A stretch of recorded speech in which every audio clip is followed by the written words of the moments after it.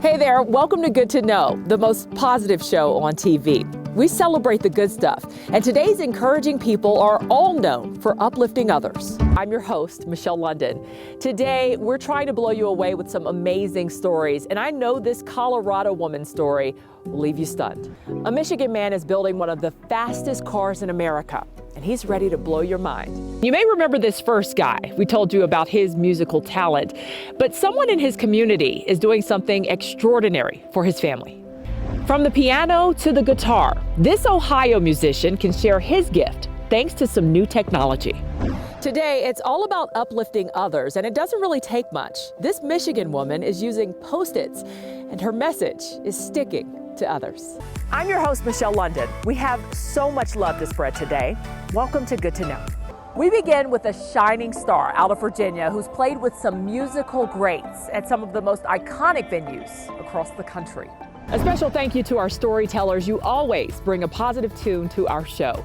Good things are happening all around us. Isn't that good to know? One unforgettable tearjerker for me about a grandfather named Tracy who was calling on the community for a little help. We watched hurricanes devastate communities, tornadoes tear down homes in minutes, and wildfires rip through areas. When communities are rebuilding with the same materials that were destroyed, the risk of it happening again still exists. Every year, you may look at the new year as a fresh start to the new you. But then, well, you know what happens. Friday's drawing is expected to be for $640 million. Mega Millions says this is the largest jackpot ever offered. Today, they determined he can finish his recovery at home and with the team. If you watch courtroom dramas on TV, you might get the sense that America's attorneys are actually a diverse group of people, but that's not the reality. From that cell, he will go on to write one of the most celebrated pieces in history. Russia has put kindergartens, apartment buildings, and dozens of other civilian areas in jeopardy, including local theaters.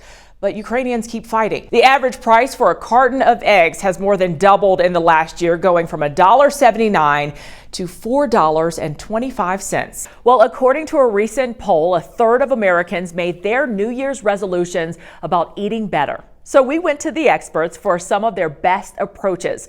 Today, we're looking into family-friendly eating habits. Turning to the newsfeed now, instead of a future recession, some economy experts believe we could prepare for what's called a slow session. That's when economic growth comes to a near standstill but never slips into reverse.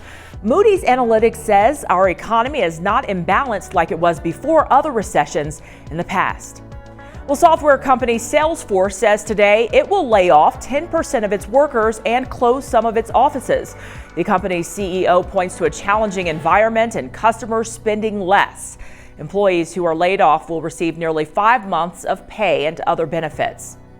U.S. job openings fell slightly in November to nearly 10.5 million. That's down from a peak of 11.9 million in March. But the new numbers out today still show close to 2 jobs available for every unemployed American. There is a growing push around electric cars right now with a new federal tax credit to buy them that just went into effect January 1st. The president wants electric cars to reach half of vehicle sales by 2030. But that's renewing a debate over weight limits on our roads. Electric cars are at least 1,000 pounds heavier.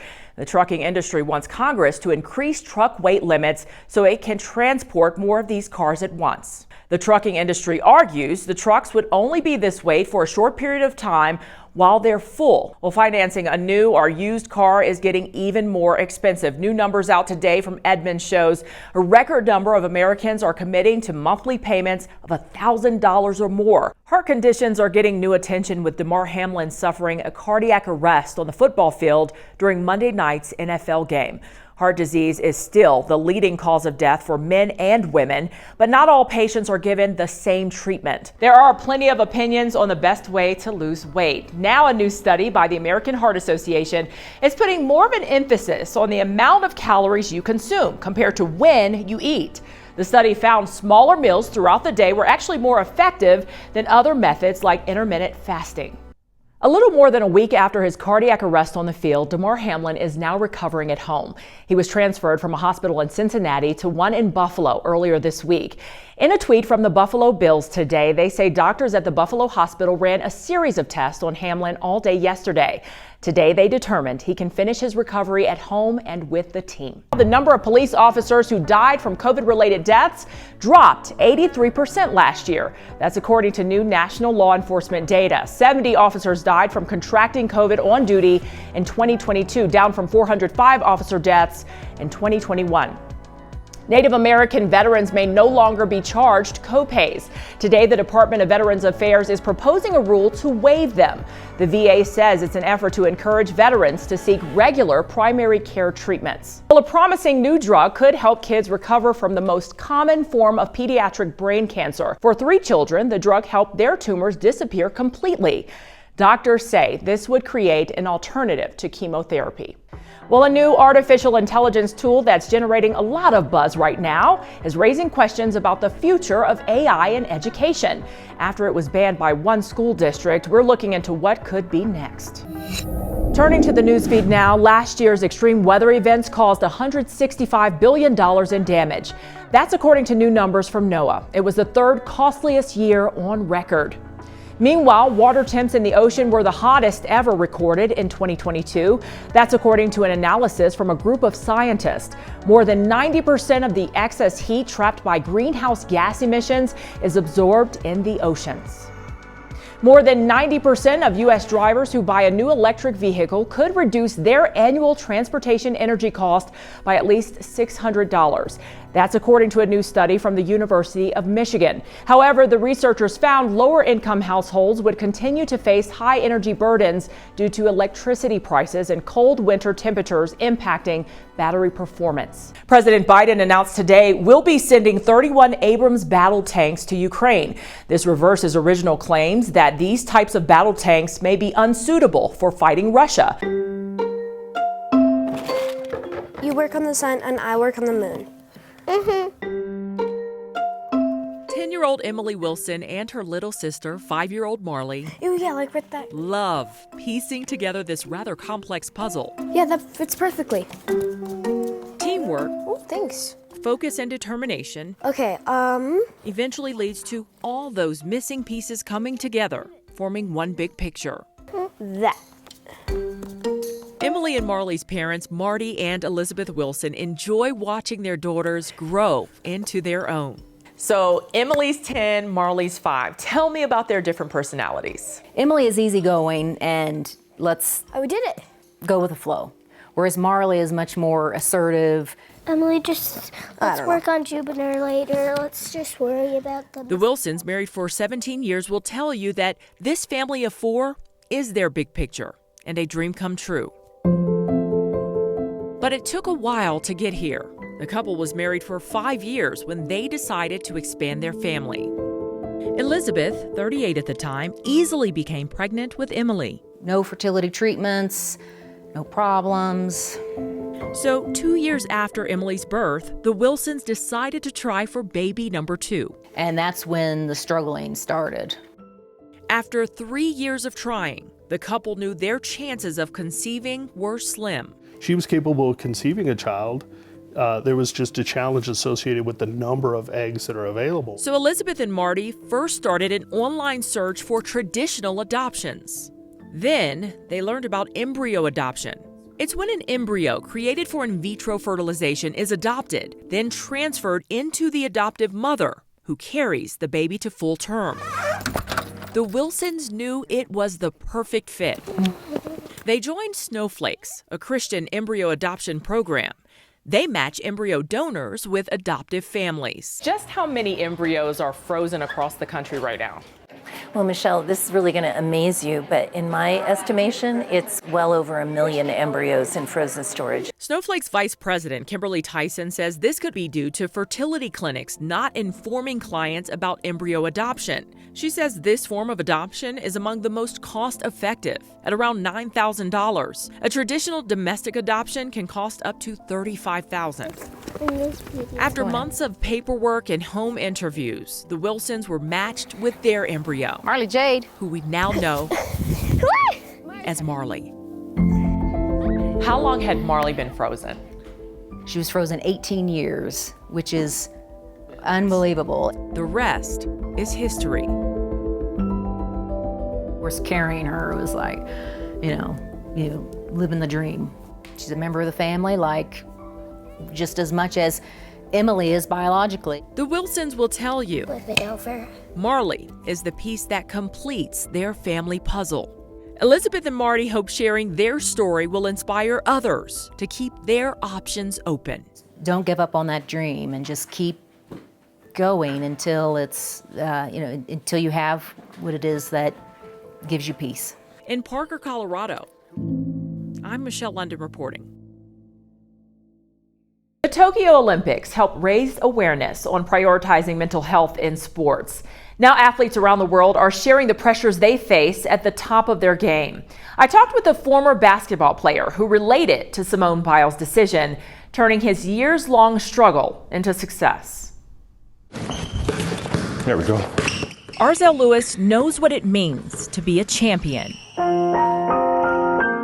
My senior year, I became all-conference, and I had some Defensive Player of the Year awards. Reflecting on his playing days as a Division I basketball player at Idaho State, Lewis was on the fast track to success on the court. But something was missing. I was at NBA pre-draft camp, and I basically was one of, 4 or 5 people there, 3 people there with no dad, manager, or agent. Lewis admits struggling to play on a top level without his father in the stands, something he was forced to come to terms with as a junior in high school. My dad was convicted and given 96 years in prison for cannabis, 3 cannabis charges. Once I found that out, to me, it felt like my dad had died. So I was pretty much out there all by myself.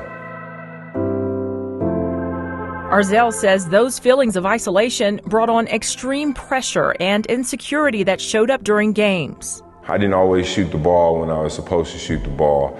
I didn't always, take that chance that I could have taken because I didn't always believe in myself. Back then in the early 2000s, Lewis said he ignored his mental state and toughened it out because of the stigma placed around prioritizing mental health, especially in sports. And he's not alone. They've got a dream and a goal, and they're working hard to get there.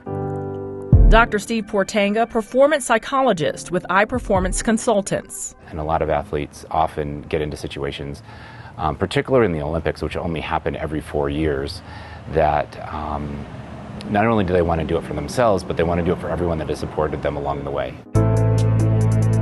During the Tokyo Olympics, the topic on athletes prioritizing mental health received global recognition when gymnast Simone Biles dropped out of the team competition. And I think in doing what Simone did, a tremendous role model for other athletes to be able to take a break, hit pause, reflect when they need to. Portanga says it's also helping to raise awareness and maybe even break the stigma attached. According to a recent Axios study, stories done on mental health in athletes have generated at least 2 million interactions. Part of their identity, how they value themselves, how they think other people value them, is tied into their performance and that expectation. Just the amount of stress and the amount of work that I did with the staff and the coaches. People being away from family, adults having roommates for the first time. Portanga helps his clients to stop connecting their identity with their performance, finding other areas to place their value. And trying to really cultivate some of those types of experience based on whatever values they have. For a lot of athletes, it's trying to have a platform to maybe eventually do some speaking, something to help give back to other athletes. And Lewis has done just that. He shares his story often, using the lessons, even the tough ones from basketball, as a blueprint for his success. Launching a magazine called Becoming a Champion 3 years ago, he's on a mission to help younger athletes. I'm just trying to expose them to different industries and areas of life that I wasn't exposed to. Using lessons he learned to keep their mental health at the forefront. And that's the importance of really taking care of yourself, mind, body, and soul. I'm Michelle London, reporting.